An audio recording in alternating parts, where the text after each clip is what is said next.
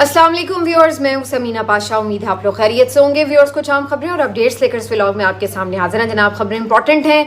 आज है जी तोशा खाना का अडयाला जेल में ट्रायल, और आज भी उनकी फैमिली इमरान खान साहब की, उनके वकला बाहर खड़े इंतजार करते रहे। कल रात गए तक अलीमा खान साहिबा, दीगर बहनें और कुछ क़यादत में से लोग वहाँ पर मौजूद रहे। क्या कमिटमेंट हुई जो कि आज पूरी नहीं हुई, इसके ऊपर बात करेंगे। इसके साथ साथ आज की चंद अहम और ख़बरें जो आपके साथ शेयर करेंगे। पीटीआई ने जनाब अब ये जो सारा मामला है उसको अक़वाम मुत्तहिदा में उठाने का ऐलान कर दिया है बाकायदा तौर पर।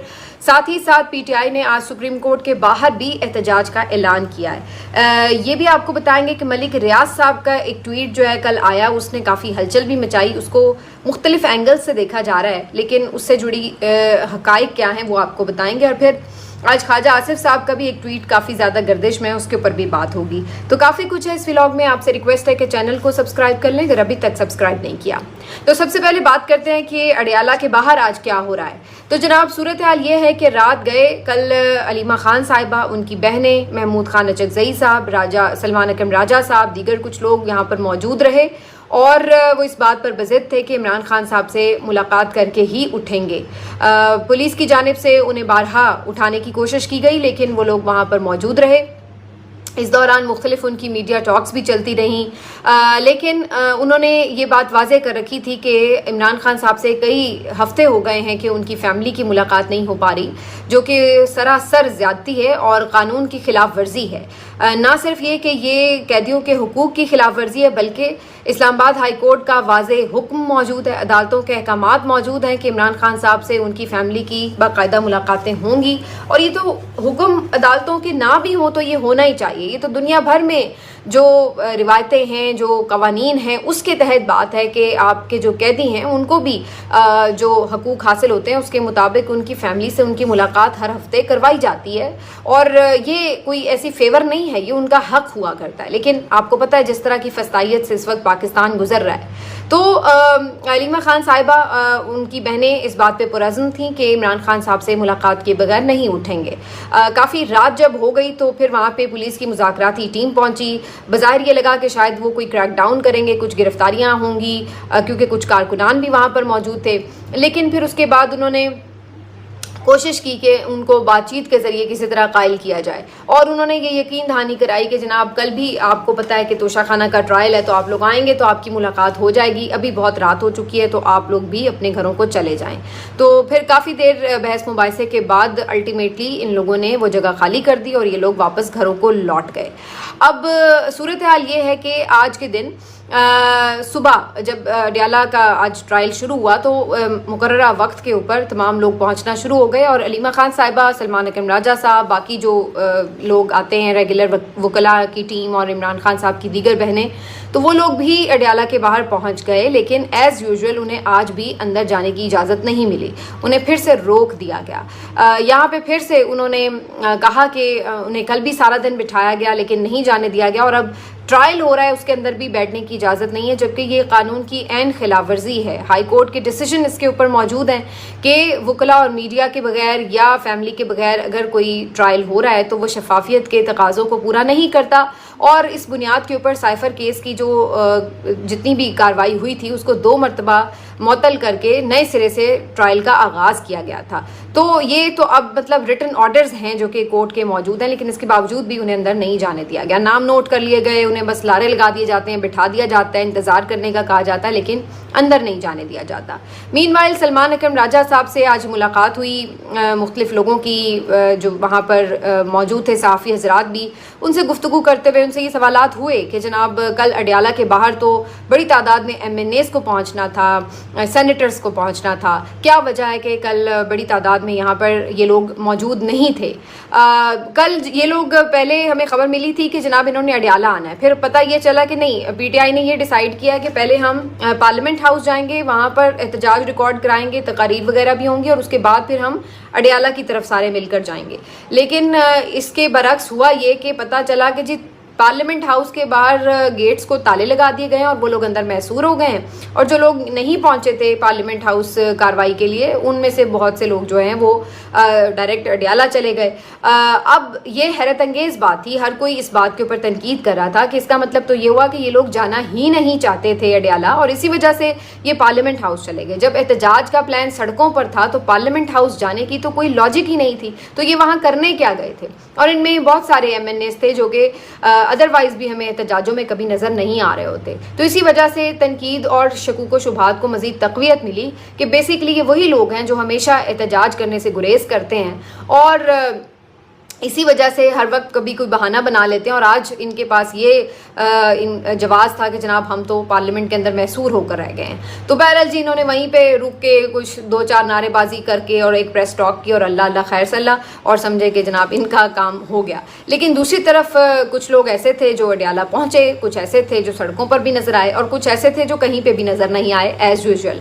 तो सलमान अकरम राजा साहब ने कहा है कि इसके ऊपर हम बिल्कुल पार्टी में बात करेंगे, देखेंगे कि क्या है। इमरान खान साहब को सूरत हाल भी बताएंगे। एहतजाज भी अच्छा हुआ है, कुछ और बेहतर हो सकता था, बिल्कुल बेहतरी की गुंजाइश रहती है, उसके ऊपर स्ट्रेटजी पे बात बिल्कुल हो सकती है। तो उन्होंने इस तरह से करके इसको कवर अप किया।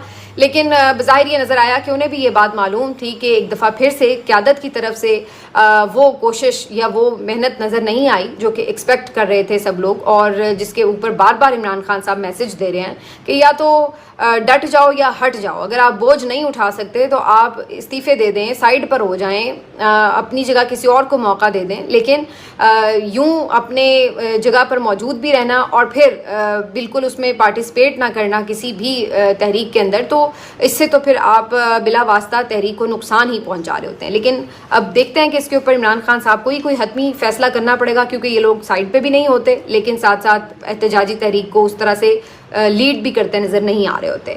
अब बहरहाल जी ये दिन तो ऐसे ही गुजरा है, और अब इमरान खान साहब की गुफ्तगू तो जाहिर है जब ट्रायल ख़त्म होगा उसके बाद सामने आएगी कि उन्होंने आज क्या गुफ्तगू की, जो थोड़ी बहुत ही आ पाती है। लेकिन बहरहाल आज का जो गुफ्तगू का उनका मौजू होगा, जाहिर है कि कल के एहतजाज के हवाले से उन्हें ज़रूर कुछ ना कुछ खबर मिली होगी। उनके अब अखबारात भी बहाल हो चुके हैं तो उसमें भी कुछ कवरेज हुई है, तो जाहिर है उन्हें पता चला होगा कि क्या उनकी पार्टी ने कितना इम्पैक्टफुल एहतजाज किया है, तो इसके ऊपर उनका रिएक्शन भी आएगा। बाकी इस सारी सूरत हाल के अलावा ये आज की 2-3 अहम खबरें हैं जो आपके साथ शेयर कर देते हैं जनाब। एक तो DJ ISPR साहब ने एक इंटरव्यू दिया है द इकोनॉमिस्ट जरीदे को, और इस इंटरव्यू में उन्होंने वाज़े तौर पर ये बात कही है कि जो फील्ड मार्शल के हवाले से खबरें थीं कि वो कोई सदारत का ओहदा संभालने जा रहे हैं, ये टोटली फेक न्यूज़ हैं, बेसलेस हैं, इसमें कोई किसी किस्म की सच्चाई नहीं है, र्यूमर्स हैं। और DJ ISPR साहब ने कैटेगोरिकली कहा कि ऐसा कुछ ना था ना है, और ना कोई अभी तक ऐसा किसी किस्म का कोई प्लान है, तो ये बिल्कुल फॉल्स न्यूज़ थी। उसके अलावा उन्होंने एक और सवाल के जवाब में भारत की जारियत के बारे में जो सवाल पूछा गया उस पर कहा कि भारत ने अगर अब दोबारा जारियत की तो उनका जो जवाब है वो पहले से भी ज़्यादा होगा। इस दफ़ा हम मशरिक से शुरू करेंगे और भारत ये जान ले कि हम हर जगह पर उनको टारगेट करने की सलाहियत रखते हैं। तो अगर अब वो कोई मज़ीद एडवेंचर चाहते हैं तो उसकी वजह से जो है आपको गलतफहमी में नहीं रहना चाहिए। तो उन्होंने बड़ा उसको कैटेगोरिकली आंसर किया, और अब तो मेरा ख्याल है कि भारत भी इनकी बात को सीरियस ले रहा है क्योंकि उन्हें एक जवाब ऑलरेडी मिल चुका है। जो एक और इसके हवाले से जुड़ी खबरें हैं कि पिछले 2-3 दिनों से ये खबरें रिपोर्ट हो रही थी कि जनाब सब अच्छा नहीं है और जो जेट्स हैं वो फ्लाई कर रहे हैं आसमान पर और इस तरह की चीज़ें हैं। तो उसके हवाले से भी आज ये खबरें आ रही हैं कि 14 अगस्त के हवाले से कुछ ऑपरेशनल तैयारियां ये वो, तो इसकी वजह से कुछ जेट्स ने तैयारियां वगैरह करते हुए फ्लाई किया, लेकिन ऐसा कोई टेंशन का माहौल नहीं है बॉर्डर एरियाज़ पर कि जिसकी वजह से ये समझा जाए कि कोई दोबारा जंग छिड़ने वाली है।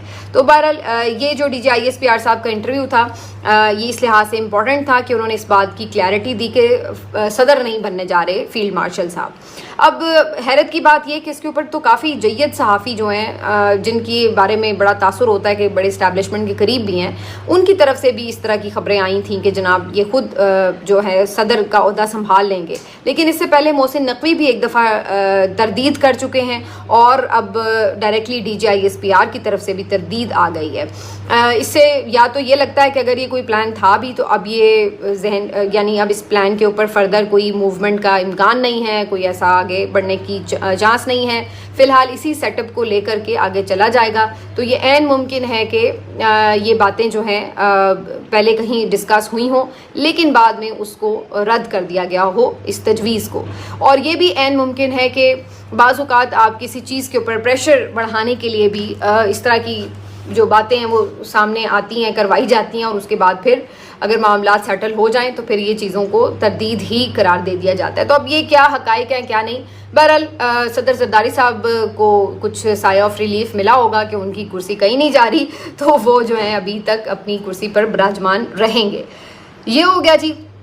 अब पीटीआई ने दो अहम स्टेप्स लेने का फैसला किया है। एक तो जी जुल्फी बुखारी साहब ने कल ये ऐलान किया है कि पीटीआई इमरान खान साहब, बुशरा बीबी साहिबा और जो ओवरऑल इस वक्त सिचुएशन है इंसानी हुकूक की, उसके हवाले से मामलात को अक़वाम मुत्तहिदा में बाकायदा तौर पर लेकर जा रही है और वहाँ पर बाकायदा इसको फाइल किया जाएगा और इसके ऊपर तमाम जो एविडेंसेस हैं, चीज़ें हैं, वो भी प्रोवाइड की जाएंगी अक़वाम मुत्तहिदा में। तो ये इमरान खान साहब की भी हिदायत थी। उन्होंने तो खैर ये कहा था कि इंटरनेशनल कोर्ट में भी आप इसको ले जाएं और जहाँ जहाँ पे भी इंटरनेशनल फोरम्स पर बात हो सकती है तो इसके ऊपर बात की जाए। तो ये अब उस हिदायत के मुताबिक एक स्टेप और आगे बढ़ते हुए ये स्टेप लिया जाएगा। दूसरा, आज पीटीआई की तरफ से एक और अहम फैसला किया गया कि सुप्रीम कोर्ट के बाहर एहतजाज किया जाए। आपको मालूम है कि जिस तेज़ी से 9 मई के फैसले सुनाए गए और फिर उसके बाद धड़ाधड़ अरकान की नाअहलियाँ हुई, तो उसके बाद अब ये तय किया गया है कि जनाब अब सुप्रीम कोर्ट के बाहर ये एहतजाज रिकॉर्ड कराया जाए। याद रहे कि chief justice of Pakistan justice Yahya Afridi साहब के एक डिसीजन के नतीजे में ये अफरा तफरी फैली है, क्योंकि उन्होंने ज़मानत के एक केस में फ़ैसला देने के बजाय ये डायरेक्शन दे दी इंसदाद दहशतगर्दी अदालतों को कि जनाब तेज़ी से मुकदमात के फ़ैसले ही निपटा दो ताकि ज़मानतों वगैरह के रौले ही ना रहें। तो उस चक्कर में फिर जिस तरह से ट्रायल हुए और जिस तरह से उनके अंदर तमाम जो तरीक़ेकार हैं उनको रौंदा गया और फिर जिस हेस्ट में फ़ैसले सुनाए गए वो सब ने देखा और उसका नतीजा ये निकला कि बड़ी तादाद में कारकुनान 10-10 साल की सज़ाएं हासिल करके बेचारे जेलों में पड़े हैं। और दूसरी तरफ जो पीटीआई के मेंबरान हैं, जो कि जिनमें पंजाब असम्बली के मेंबर्स हैं, सेनेट के मेंबर्स हैं, आपकी कौमी असम्बली के मेंबर्स हैं, उनकी सज़ा याफ्ता होने की वजह से नाअहलियाँ शुरू हो गई हैं। और इलेक्शन कमीशन तो जैसे तैयार बैठा था कि इधर सज़ाएँ सुनाई जाएँ और इधर वो डिस्क्वालिफिकेशन के नोटिफिकेशन जारी करें, तो इनकी तरफ से फौरी तौर पर ये काम किया गया। अब इनमें उमर अयूब साहब भी शामिल हैं, इसमें शिबली फराज साहब शामिल हैं, इसमें मलिक अहमद भच्चर साहब शामिल हैं। ये अपोजिशन लीडर्स थे और ये अपोजिशन के बगैर इस तरह की ये असम्बलियाँ चलाने की कोशिश है। इसी फैसले के जो अवामिल हैं वो भुगतने पड़े और इसी वजह से सुप्रीम कोर्ट के बाहर एहतजाज का फैसला किया गया है। इसमें अपोजिशन की जो दीगर इनकी हामी जमातें हैं, जिनमें साहबजादा हामिद रज़ा भी शामिल हैं, उनको भी बेचारे को डी नोटिफाई कर दिया गया है। तो ये इन तमाम लोगों ने मिलकर जो है ये एहतजाज का प्लान रखा है। लेट्स सी कि ये कितना इम्पैक्टफुल होता है। खैर, ये मेरा अंदाज़ा तो यही है कि अगर ये कर भी लेंगे एहतजाज तो उसके बाद भी कोई फ़ायदा नहीं होगा। चीफ जस्टिस साहब अगर बहुत भी कोई कदम उठाएंगे तो ये करेंगे कि अच्छा जी आएँ हम आपसे मुलाकात कर लेते हैं, जो कि उनका हमेशा एक आप कह लें कि तरीक़ाकार रहा है कि एक मुलाकात करके एक तस्वीर जारी कर देते हैं, लेकिन उसके बाद करते वही हैं जो इस सिस्टम को सूट करता है। तो इस तरह की एक तिफिल तसल्ली जो है उनकी तरफ से मैक्सिमम होगी, इसके अलावा और कुछ नहीं होगा, क्योंकि इस सारे जो ये कार्रवाई और वारदात डली है इसमें तो वो खुद शामिल हैं, उनके अहकामात के ऊपर तो ये फैसले सुनाए गए हैं। तो फिर ये सारी बातें जो हैं वो बस ढकोसला ही हो सकती हैं। इसके अलावा जी एक ख़बर आज बड़ी गर्दिश में रही, वो थी मलिक रियाज साहब से मुतल्लिक, क्योंकि मलिक रियाज साहब जो हैं जी उनकी जानिब से कई खबरें गर्दिश करती रहीं कि जी पहले पता चला वो वादा माफ गवाह बन रहे हैं अलकादिर ट्रस्ट केस में, फिर पता चला उन्होंने ट्वीट कर दिया कि जी मैं कोई गवाही नहीं दूंगा और मैं खड़ा रहूँगा और इस टाइप की बातें की।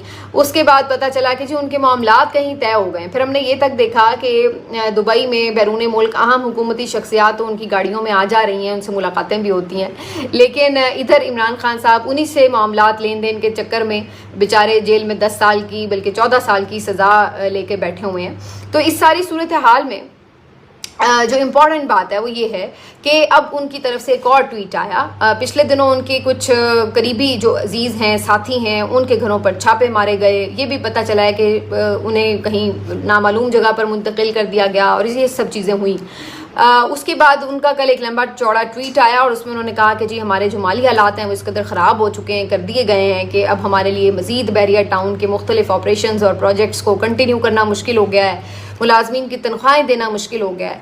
तो अभी उन्होंने फौरी तौर पर इसको टोटली क्लोज़ करने का तो इंदिया नहीं दिया, लेकिन ये ज़रूर इंदिया दे दिया कि ऐसा हो सकता है। अभी तक हम किसी न किसी तरह मैनेज कर रहे हैं, लेकिन आगे चल के हमें लग रहा है कि ये अगर ऐसी ही सूरत हाल रही तो हमारे लिए बहरिया टाउन को मज़ीद चलाना नामुमकिन हो जाएगा और हमें ये तमाम ऑपरेशंस क्लोज़ करने पड़ेंगे। तो अब ये सूरत हाल है कि उसके बाद उन्होंने साथ ही साथ इस ट्वीट में बड़ा मानी खेज पैगाम दिया और कहा कि हम तो अभी भी ये चाहते हैं कि जो इस मुल्क के बड़े हैं, इदारे हैं, वो सब मिल बैठ कर सोचें कि आपने इस मुल्क को यहाँ से क्राइसिस से कैसे निकालना है। और उसके लिए ज़रूरी ये है कि जो आप लोग इस वक्त एक पॉलिटिकल क्राइसिस का भी शिकार हैं, जो ओवरऑल ये एक पकड़म पकड़ाई का सारा मामला चल रहा है, इसको भी ख़त्म करना होगा और उसके लिए हम जो भी ताउन कर सकते हैं हम करने के लिए तैयार हैं। और ये कहते हुए उन्होंने ये ऑफ़र भी कर दी कि अगर हमें उसके लिए कुछ पे भी करना पड़ा तो हम वो भी तैयार हैं। तो इसको बहुत से लोग तो इस तरह भी ले रहे हैं कि ये तो सीधी सीधी एक रिश्वत की ऑफ़र है, एक डील की ऑफ़र है कि जनाब हमसे पैसे ले लो और हमारी जान छोड़ दो, हमें गवाही के लिए भी ना कहो और हमसे हमारा काम भी ना छीनो और आप अपने फ़ायदे में जितने आपको पैसे चाहिए वो हम आपको देते हैं, तो दे दिला के हमारा मामला बीच में से साफ़ करो। तो ये तो वाज़े तौर पर मुझे तो इसमें से ऐसी ही फील आ रही थी। अब ये मेरी आप कह लें कि मिसअंडरस्टैंडिंग भी हो सकती है, लेकिन मुझे तो इसमें से यही लगा कि वो मलिक साहब यही कह रहे हैं, क्योंकि बज़ाहिर मुझे नहीं लगा कि इसमें अगर आप ये समझते हैं कि आप क्लियर हैं, क्लीन हैं, तो फिर आप कहते हैं कि भाई ठीक है, जो आपका लॉ ऑफ द लैंड है उसके मुताबिक आप चलेंगे। और अगर आप क्लियर हैं, आप आएँ, आके गिरफ्तारी दें और बताएं कि जी क्या आपने किया और क्या नहीं किया। लेकिन मलिक रियाज साहब हैं, तो मलिक रियाज साहब तो आपको पता है कोई छोटी मोटी शख्सियत तो है नहीं है पाकिस्तान की। तो ये सारा मामला जो है अब इस तरफ इंडिकेट भी कर रहा है कि इसका मतलब अभी तक मियां मलिक साहब से शायद चीज़ें उनके लिए बहुत गुडी गुडी नहीं हैं। इस्लामाबाद हाई कोर्ट ने कल बहरिया टाउन की जो प्रॉपर्टीज़ हैं उनको सेल करने का भी एक हुक्मनामा जारी किया था और उसके लिए 7 अगस्त की डेट भी फिक्स कर दी थी कि जी बोली लगेगी। लेकिन आज बहरिया टाउन की तरफ से इस हुक्मनामे पर इसको स्टे दिलवाने पर, इसको मुअत्तल करने के ऊपर एक नई दरख्वास्त जो है सुप्रीम कोर्ट में दायर कर दी गई है कि फ़िलहाल इस सारे अमल को रोका जाए, नीलामी के अमल को रोका जाए। और फारूक एच नाइक साहब ने बहरिया टाउन की तरफ से ये दरख्वास्त फाइल की है। तो देखते हैं कि इसके ऊपर कब फैसला होता है, लेकिन 7 अगस्त में तो अब कोई दिन बाकी नहीं रहे, कल ही 7 अगस्त है। तो ये तमाम चीज़ें भी साथ साथ बड़ी तेज़ी से हो रही हैं और बहुत से लोग इसके हवाले से परेशान भी हैं जिनकी बहरिया टाउन के मुख्तलिफ प्रोजेक्ट्स में, अपकमिंग प्रोजेक्ट्स में या जारी प्रोजेक्ट्स में मुख्तलिफ उनकी इन्वेस्टमेंट्स हैं। तो ज़ाहिर है लोग परेशान भी होते हैं कि वो अपनी तरफ से सेफ़ इन्वेस्टमेंट समझ के लोग अपनी जमा पूंजी से कोई प्लॉट ख़रीदते हैं, कोई घर ख़रीदता है, कोई इन्वेस्टमेंट पॉइंट ऑफ व्यू से ख़रीदता है, कोई फाइल खरीदता है। लेकिन बाद में अगर कोई इस तरह के मामलात होते हैं तो जाहिर सी बात है लोगों को भी इससे इफेक्ट होता है। तो ये एक उन लोगों के लिए भी परेशानी की बात बनी हुई है। लेकिन बहरहाल देखते हैं ये ऊँट भी किस करवट बैठता है। असल में नुकसान तो बेचारे घास का ही हो जाता है, हाथियों की लड़ाई में देखा तो यही जाता है। हाथी तो बेचारे अपने आप को सर्वाइव कर ही लेते हैं किसी न किसी तरह, लेकिन पिस्ती बेचारी घास है। चलिए जी, बाकी स्टोरीज जो हैं वो आपको अगले व्लॉग में बताएंगे। आखिर में सिर्फ ये बता दें कि आज़म सवाती साहब के लिए भी सब अच्छा नहीं है। आज सुना है कि उन्हें ऑफलोड कर दिया गया प्लेन से और वो बैरून मुल्क सफ़र करने जा रहे थे, लेकिन उनको इजाज़त नहीं मिली और उनको उतार लिया गया हवाई जहाज़ से। उनके ऊपर भी मुख्तलिफ मुकदमात हैं। बज़ाहिर ऐसा लग रहा था कि उनके लिए रियासत के मामलात सेटल हो गए हैं, लेकिन लगता है कि अभी कुछ बाकी हैं, कुछ चीज़ें जिसकी वजह से अभी फ़िलहाल उन्हें रोक लिया गया है। बहरहाल जी, ये आज की अभी तक की अपडेट्स हैं और उस पर हमारा तज्ज़िया भी। अगले व्लॉग में आपसे मिलते हैं। अपना ख्याल रखिए। अल्लाह हाफ़िज़।